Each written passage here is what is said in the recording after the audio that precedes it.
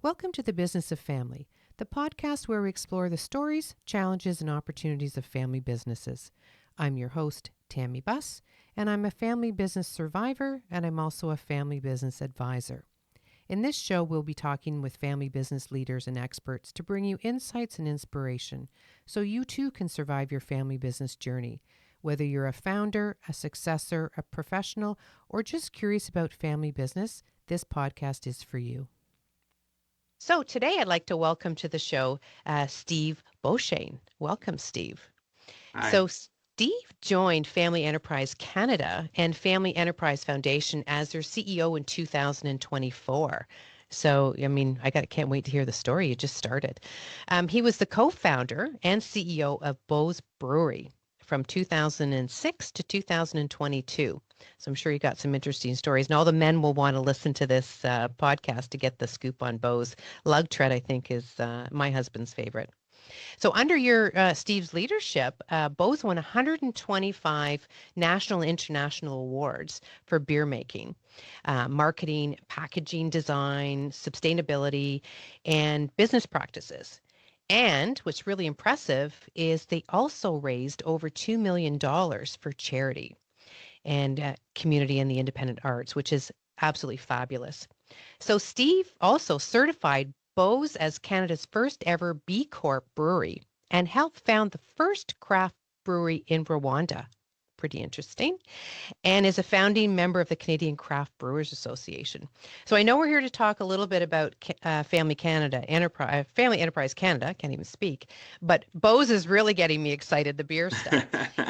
Well, welcome, Steve. So again, there's a lot to talk about here. There's the exit from a family business into the Family Enterprise Canada Association, which we'll talk a little bit more about for our readers who don't, or listeners who don't understand or know about FEC Canada. So tell me, how did you go from working in a family business to being the CEO of a family business association in Canada? It's a good question, and I guess there's kind of multiple ways that I can answer it, but I think sort of the most succinct is that while I was running Beau's, I became aware of Family Enterprise Canada. We ended up winning an award that Family Enterprise does every year called the Family Enterprise of the Year. And so Beau's won that. Congratulations on that. Thank you. Yeah, that's one of those 125 awards that we won. And so that got me introduced to FEC. It was actually called something different at the time. It was called Cafe. But we joined at that point in time. So we have been members. I also then was brought back to MC one of our annual symposiums in 2015. So I got to see more of Family Enterprise Canada. Then when the time came to sell the brewery, I stayed on for a year for transition afterwards. And coming out of that, I was looking at kind of how am I going to have the biggest impact I can have, and that's always been something that's really important to me. Is I want to have as much of an impact as humanly possible, and so I thought, well, I could start my own business and create an impact similar to what I achieved with Beau's, or possibly I could consult with a handful of companies, and that would leverage my ability to impact. And then along came this opportunity to lead Family Enterprise Canada. And I thought, well, here's an opportunity for me to have an impact on hundreds, if not thousands, of family businesses. And wouldn't that just be the best way to leverage my skills? So Right. that's kind of what excited me about the opportunity.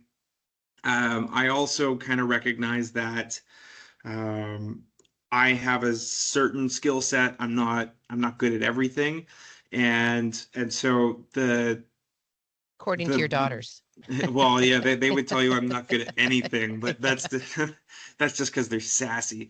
Um, but I wanted to make sure that sort of I was the right fit for the organization as well. So when I sat down with the organization, I really was curious to know what did they want to do with the organization as it grew. And you know, what I explained was that if they're looking for kind of calm, steady as she goes stewardship, I'm probably not the right, and definitely not the right person. If they want someone that is going to come in with, 10 new ideas every day and really drive for significant growth and significant achievement, then that's more my skill set. And it turns out that that's what they were looking for. So we decided to hold hands and sail off into the sunset together. Well, that's fabulous. I'm happy to have you on board. Two things. We're going to talk a little bit more about FEC, so Family Enterprise Canada, and what it is and what it means to businesses, family businesses in Canada. But I want to just touch on the fact that I got to have you back for another podcast because when you sold your family business, you didn't just sell it. You sold it to the employees, didn't you? Well, that was I guess you could say we've done two transitions. So the first transition we did was in 2016 where we allowed our employees to participate in ownership.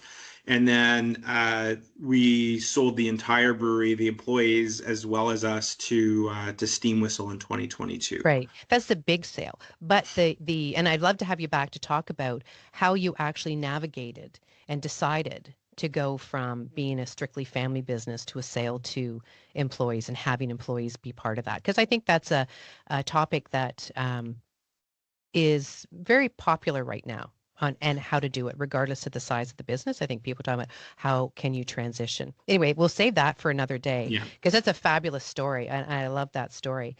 But let's go back to Family Enterprise Canada, so FEC for short. What is FEC, and who are they?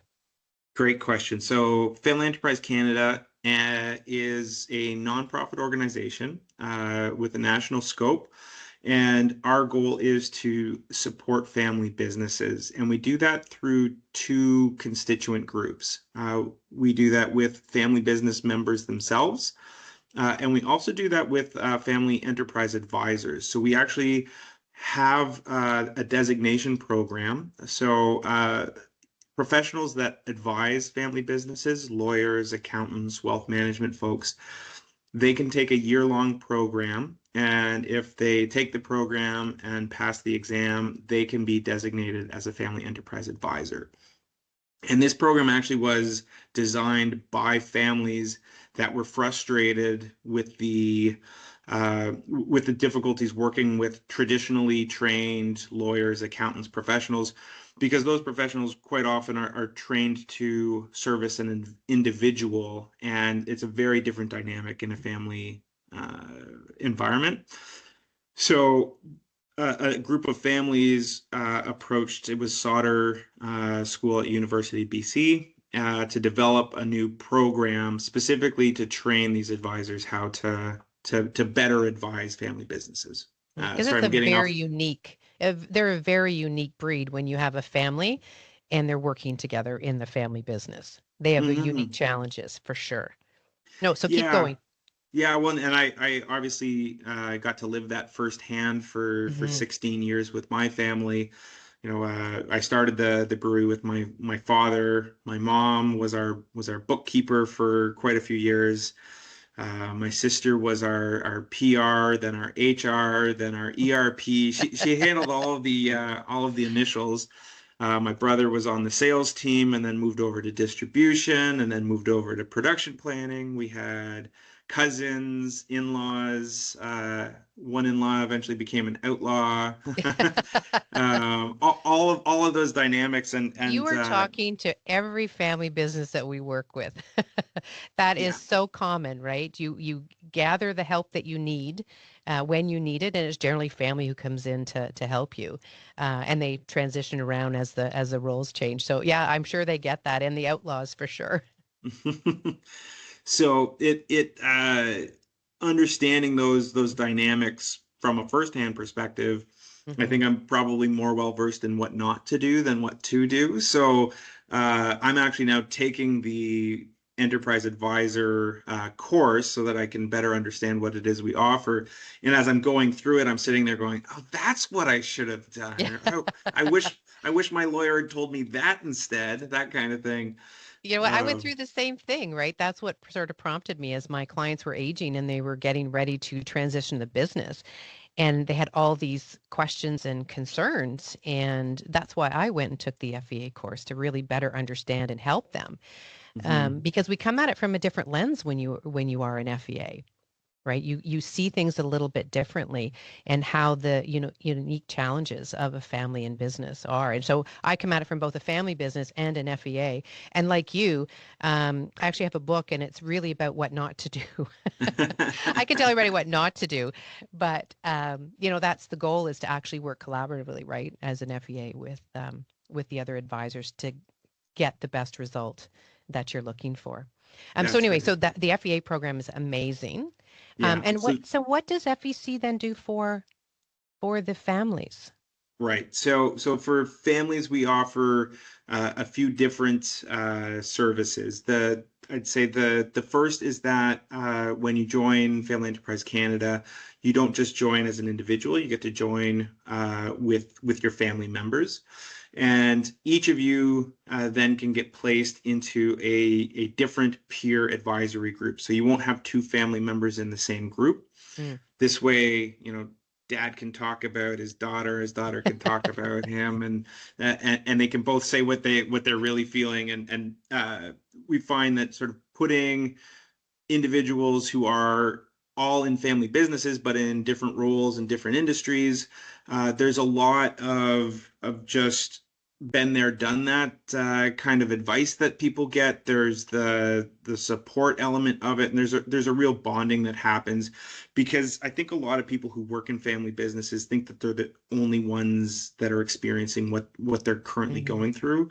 And when you put them all in a group with other people, there's this kind of oh my God moment where you're like, I found my tribe kind of thing. And so the peer advisory groups is a very important component of what we offer. We also have a resource center, and I'll be the first to admit it's hard to find things on it right now. So we're going through a lot of upgrading to make it easier to find. But we've got articles, videos, you name it, on just a variety of topics, everything from succession planning to how to have difficult conversations with family members. And what we're starting to build in more and more is actual kind of conversations with families that talk about some of the challenges that they've gone through. So lots to kind of get out of the resource center. Again, we have to do a better job of making it easier to navigate, but don't worry, that's in the And works. and that's do you have to be a member in order to access these resources? Some of it you do, but a lot of it's available just for anybody as well. Uh, and then the third piece that we really are offering is events, and these events kind of offer both education and more networking opportunities. Uh, a lot of our events kind of got derailed during COVID, and Mm. so now we're in the process of getting them back up and running so that they're uh, you know happening more frequently and with kind of better content. But the goal for 2025 is going to have, the majority of the events have both a live stream component as well as a in-person component, so that we can move the events across the country, and when the event's not happening close to you, you can still participate and still get the access to it. Then we also want to take those conversations, that learning, put that onto the resource center. So if you can't, be there right when it's happening, you still have access to it. So those are kind of the main things that we offer family businesses. I think the other thing that we do that it whether you're a member or not, you get this benefit.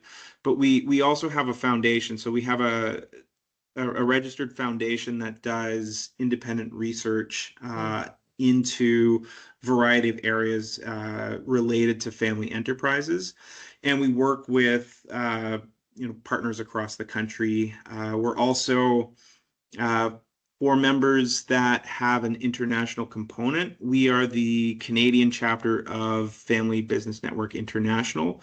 So that's there's I think 65 chapters across the world, and so if you've got a family business or enterprise that does work in numerous countries, you get to then benefit and participate and connect with folks in those other countries through your involvement by being part of our organization. So it's a nice kind of sisterhood, or I don't know what you call that when you've got Relatives. chapters.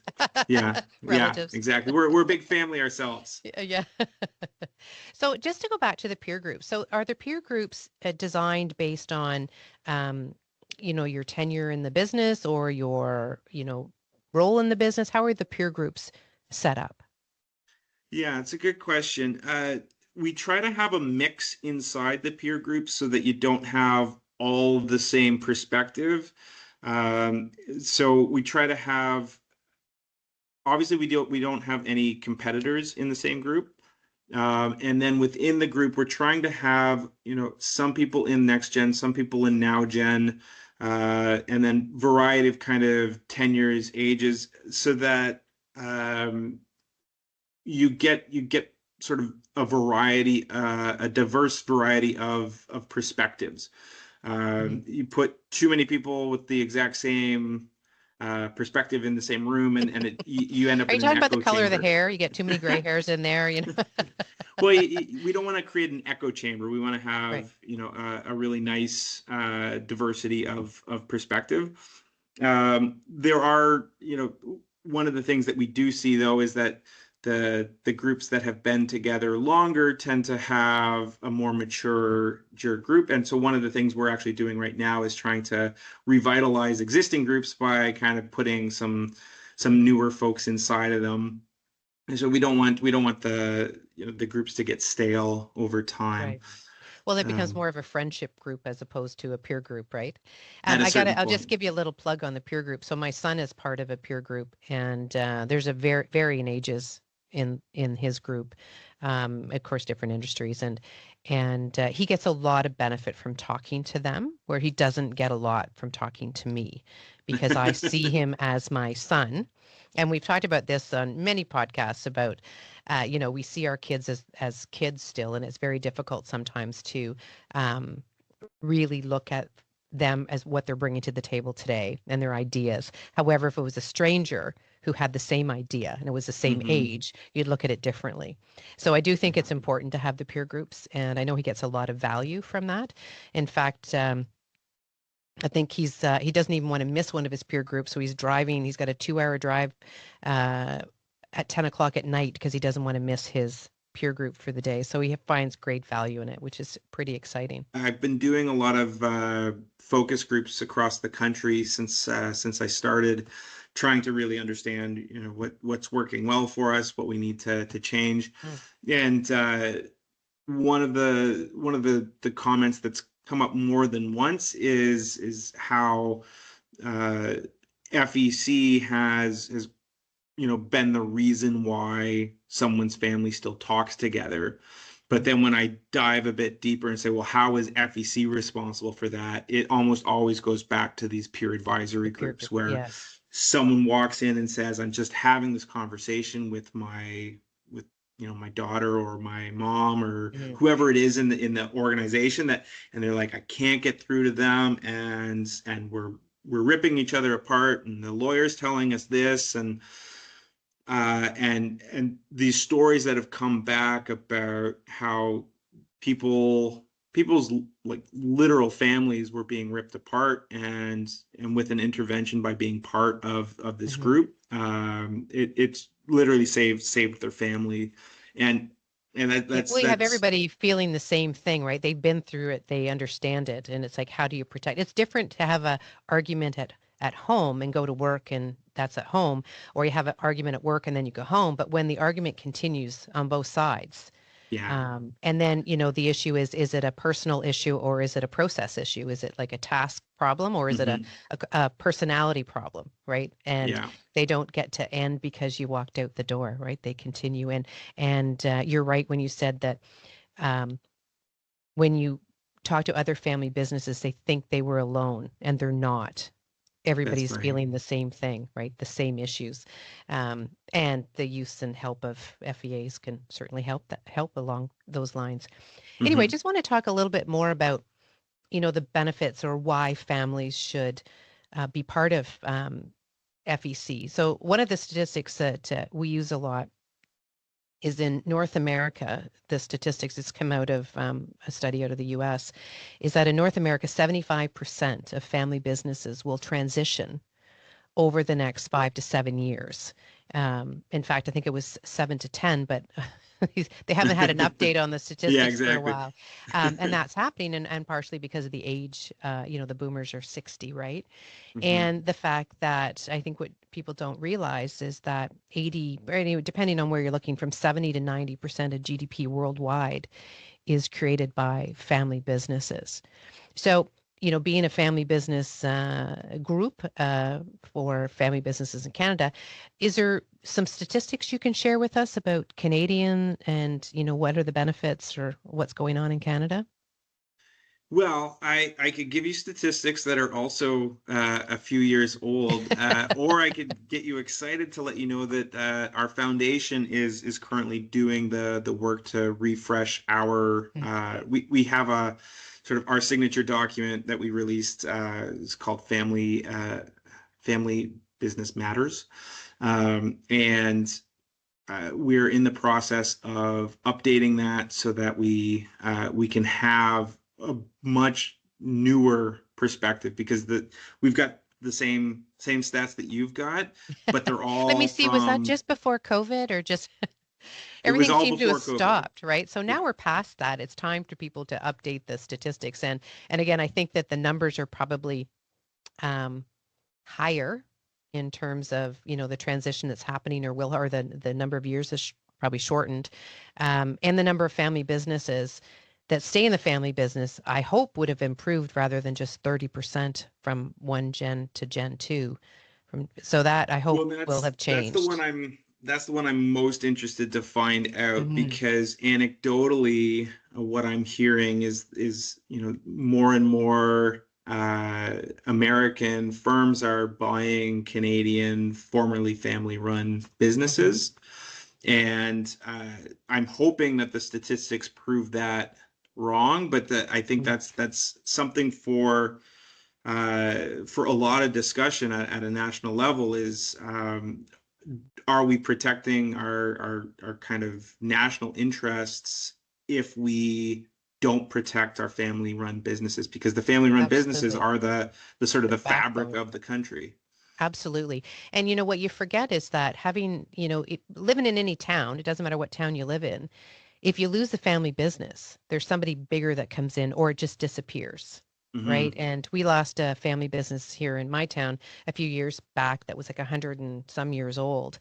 Um, and it was such a shame because now the closest equivalent to that is a 2 hour drive, right? There's Yeah. nothing local. And our, at Blue Roots, our whole vision is to keep family businesses in the family, to have those conversations, because I think the generational differences between, the millennials and their, boomer parents or Gen Zs or whoever they are, that there's such a big difference that I think communication plays a huge role in um, having these family businesses continue. And our focus is about opening up lines of communication to say what are the possibilities, can we Yeah. keep this in the family for not just ourselves but for the community, for it just keeps trickling, goes on and on down the path, right?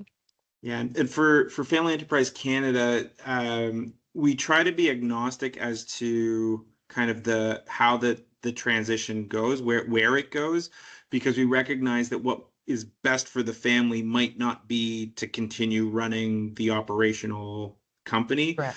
We take sort of a wider picture where and that's why we say family enterprise instead of family businesses. We're thinking Mm. about, if you sell the operating company and then you now have this wealth that you're managing as an asset to all of the family members, you're still in business together. Right. And so what, we're agnostic about whether, you make the decision to continue running your operating company or companies. A lot of our Mhm. families kind of have gotten into real estate and everything Yeah. else too. Uh, Which is that whole but enterprise, right? Not the operating company, but this big enterprise. exactly, And I you think might that's what sell people one and forget, then right? buy another, and yeah, Yeah. it starts to get a little complicated after a certain point. Uh, but for us, what we really want to make sure of is that the the family is successful from one generation to the next. However, that works best for the family. From a Canadian and national perspective, I completely agree. I think if we lose our family-run businesses, we lose a lot of our Canadian identity and a Mhm. lot of the fabric that kind of keeps our communities together. So there's a I think a definite need for family businesses to be family businesses. But when we're talking to our members, we're careful to make sure that they're thinking about what's best for their family enterprise as opposed to sort of the operating companies Yeah. that are kind of inside there. So I think one of the last statistics, because I kind of like statistics, I find them kind of fascinating. But I think in 2022, I think, or 2023 would have been the last time we got this stat, is that there's 1.1 million businesses in Canada with under 100 employees. And Hmm. of those, 917,000, I think, are family businesses. So that's an astounding number. And it would be interesting to see what that statistic is in the next go round. I think that came from Stats Canada. So it's about 2 years old. Hmm. Um, and I'm hoping that all 900,000 of those family businesses are members of Family Enterprise Canada. And if not, how do we get them to be part of Family Enterprise Canada? Yeah, that's definitely one of the things that we want to do is make our offerings open to more family businesses, more families in business together in the country because what we tend to find is a lot of folks come to us, when they're like, we started the succession plan and it's going poorly. Help. And we'd really love for families to get involved with us, not when things have already started going wrong, but kind of, hey, we Want to be recognize, preventative, right? Let's yeah, let's let's work on the prevention as opposed to going in and just dealing with the mess. yeah. Absolutely. And And and that that's being very said, common, right? Because you don't know you need help until you need help, yeah, right? exactly. And I think, drawing from my own experience, uh, had had we better recognized the value of having family enterprise advisors advising our family, we would have had different advisors, would have Right. potentially made very different decisions, and there was a lot of strain and stress on our family, and there was points where we'd sit there going, I don't know if I'm ever going to talk to that family member again because things are getting pretty tense right now. Yeah. And that's Does not to say Succession that come to mind? That TV show Succession, I where they're still haven't stabbing each seen other that, constantly. but If you haven't yeah, seen, oh my goodness, you got to see it. You got to I see it. am. I don't watch a lot of TV, but Let's put it this way: it's not a happy family, or it wouldn't be a TV show, right? exactly. It's all about Yeah, succession, so it's clearly yeah. not going to go very smoothly. But one, I just got to ask you this one question. So again, I get a lot of statistics out of the states. In Canada, we have to do more statistics. I'm really looking forward to that new Hmm. report that's going to be coming out soon from FEC. Um, so 75% of family business owners regret selling their business a year after it's sold. Now, I'm wondering if they didn't have the right advice and have the right advisor. So, not that I want to put you on the spot, Steve, but was Hmm. there any after you brought in the employees as owners and then you ended up selling to, Steam Whistle? Was there any regrets? I would say yes. There was a lot of regret with the employee ownership model that was done for all the right reasons and ended up, I'd say, not doing what it was supposed to do. So it caused a lot of hardship and hurt feelings and things that shouldn't have ever had to happen. So very, very much on the employee ownership program. If I could go back and erase that, I would do that in a heartbeat. Not that the idea is wrong, but the way that we implemented it was fundamentally not the way it should have been done. Mm, On selling the entire business, I have no regrets on that. There was an absolute need, and I don't need to kind of go into the gritty details too much, but I had to make a choice to either be there for my own family or be there for my business, and I couldn't do both, so I chose to be there for my family, and I have no regrets for that. I there are some days I miss the beer business. I won't lie and tell you that that wasn't a whole lot of fun. yeah. Um, but I don't think I'll ever regret being there for my family when my family needed me. hmm And look at all the fun I get to have now in Family Enterprise Canada too. So Well, all your uh, experience, I mean, it's fabulous. I mean, I think that's what brings, so much value to the table is you've been through it, right? Like mm, myself, had a family business, sold a family business, had a few regrets. Don't regret overall, but there's a few things I would have changed if I'd have known more. So really that's what we're bringing to the table is to help all those 917 family businesses make the best choice for them. So just on a final note, we're just about out of time here. What's on the horizon for FEC?